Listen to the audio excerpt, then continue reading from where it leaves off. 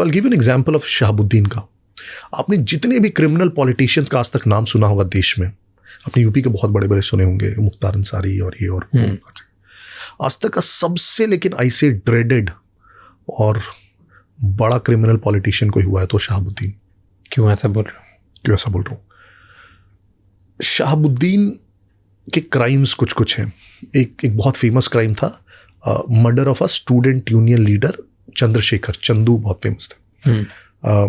Chandrashekhar JNU में थे, Jawaharlal Nehru students union के प्रेसिडेंट थे, लेफ्ट आइडियोलॉजी से बिलोंग करते थे। तो he went back to Siwan, वहाँ पे ग्राउंड पे काम करना शुरू किया, ग्राउंड से ऑर्गेनाइजेशन खड़ी करनी शुरू की और करप्शन के खिलाफ बोले, हर चीज़ के खिलाफ बोले। He started being seen as a contender Siwan के लिए। एक दिन वो सिवान का एक बहुत फेमस चौराहा है, वहाँ पे एक नुक्कड़ सभा कर रहे थे और उनकी हत्या कर दी जाती है भरी सभा में। सबको पता है किसने हत्या करवाई है। फिर एक बहुत बड़ी रैली निकलती है जो चंदू के गांव से लेकर सिवान के उस चौक तक। आई के गुजराल चंदू की माँ को 1 लाख रुपए कॉम्पनसेशन ऑफर करते हैं। चंदू की माँ उसे रिफ्यूज़ कर देती है, कहती है कि सबको पता है कि हत्यारा कौन है, अगर आपको मुझे कोई सहायता ही करनी है तो उसे पकड़ के कीजिए, इन पैसों से मत कीजिए। दिल्ली में बिहार भवन के सामने एक बहुत बड़ा प्रोटेस्ट मार्च निकलता है, बहुत सारे स्टूडेंट्स जेएनयू के खास करके जाते हैं। उस भीड़ पर साधु यादव गोली चलवाते हैं उस प्रोटेस्ट मार्च पर। तो चंद्रशेखर की हत्या एक बहुत फेमस इंसिडेंट हुआ।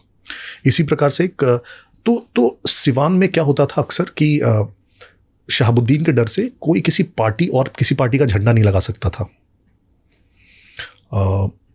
बहुत सारे दुकान शहाबुद्दीन की तस्वीरें लगाते थे अपने दुकान में, दुकानदार, अलीजेंस दिखाने के लिए कि हम आपके साथ हैं। शहाबुद्दीन खाप पंचायत लगाते थे। शहाबुद्दीन के यहाँ PIL दाखिल होते थे, वो डिसाइड करते थे मैटर्स पे। डॉक्टर की फीस कितनी होनी चाहिए, सिनेमा हॉल का टिकट का रेट कितना होना चाहिए। बस सिवान में कुछ भी होगा शहाबुद्दीन की मर्जी से होगा। और इसमें हल्का सा भी मैं एग्जैजरेट शायद नहीं कर पा रहा हूं उतना जितना एक्चुअली वो था। एक बहुत ही फेमस और केस हुआ चंदा बाबू का। चंदा बाबू के 3 बेटे थे, उनकी दुकान थी वहाँ की मार्केट में। और एक दिन जब शहाबुद्दीन के कुछ लड़के वहाँ पे रंगदारी वसूल करने आए, उनका था हर हफ्ते का लेवी था, तो कुछ बहस हुई चंदा बाबू के बेटे से। तो वो बेटे ने क्या किया, पास के दुकान में गया, ऐसे डराने के लिए तेजाब ला के उसको दिखाया, तो लोग चले गए उस समय। फिर बाद में शहाबुद्दीन के आदमी आते हैं, उन दोनों बेटों को उठा के, तीनों बेटों को उठा के इनफैक्ट वो खेत में ले गए। एक जो सबसे छोटा वाला बेटा था वो तो भाग गया, बाकी दोनों बेटों को तेजाब से नहला के मार डाला, राइट। और जो तीसरा बेटा है, ये पब्लिक में हुआ। Every damn person in the world knows, every person in the world knows.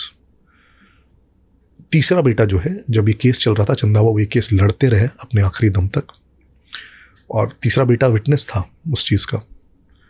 जिस दिन गवाही थी उसके पिछले दिन बेटे की हत्या कर दी गई, तीसरे बेटे की। उसकी जस्ट 10 दिनों पहले शादी भी हुई थी। एक दूसरा बहुत बड़ा कांड है।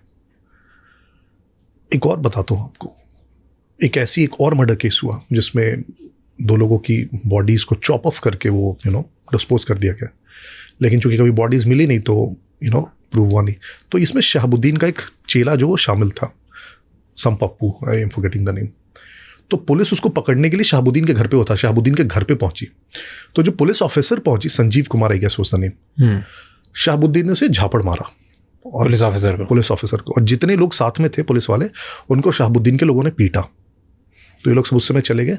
फिर उधर से रीइंफोर्समेंट लेके आए, और जब रीइंफोर्समेंट लेके आए तो दोनों तरफ से गोलियां चलनी शुरू हुई, लेकिन gang war between police and them. उसमें शहाबुद्दीन के 6 लोग मारे गए, 2 पुलिस वाले मारे गए, पुलिस की जीपों में आग लगा दी गई, शहाबुद्दीन फरार हो गया। और शहाबुद्दीन ने स्टेटमेंट दिया, उस समय IPS थे सिवान के बच्चू सिंह मीना, कि बच्चू सिंह को अगर, ही वॉज फ्रॉम राजस्थान, कि राजस्थान तक भी ढूंढना पड़ेगा तो उसे ढूंढेंगे और उसे मारेंगे, लेकिन मारेंगे ज़रूर, right. Look at the audacity, right. बाद में 2004 के आसपास में ही वॉज फाइनली अरेस्टेड। बहुत सारे, तो उसको सिवान में एक हॉस्पिटल का पूरा एक फ्लोर दे दिया गया, जहाँ पे फिर वहाँ पे जनता दरबार लगती थी और वो कहने को बस इम्प्रिजनमेंट था। 2004 की ये घटना है। एंड फाइनली जब रेड हुआ शहाबुद्दीन के घर पे 2005 में, एंड जब नीतीश की सरकार आई, एंड थोड़ा उनके पावर कम हुए थे, उस रेड में शहाबुद्दीन के घर से नाइट विजन गॉगल्स हुए बरामद, लेजर गाइडेड गन्स, AK-47s, और उन वेपन्स पे पाकिस्तान ऑर्डिनेंस फैक्ट्री के स्टैम्प थे, right. And this is a formal report by the then DGP Ojha. He writes in his report कि पाकिस्तान ऑर्डिनेंस फैक्ट्री के उस पर मुहर थे। एंड सुप्रीम कोर्ट का ये स्टेटमेंट है, they say in one of the judgements कि by virtue of being an MP, how can you keep things which are not allowed to be kept by civilians? सिर्फ army के लिए allowed है, night vision goggles, laser guided guns, civilians रख नहीं सकते India में, तो आपके पास कैसे है ये, राइट? This was Shahabuddin.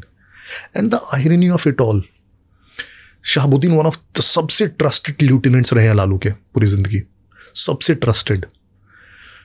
1996 में जब संयुक्त मोर्चा की सरकार बनी, Janata Dal was a major partner, Shahabuddin had almost become the Union Home Minister of State.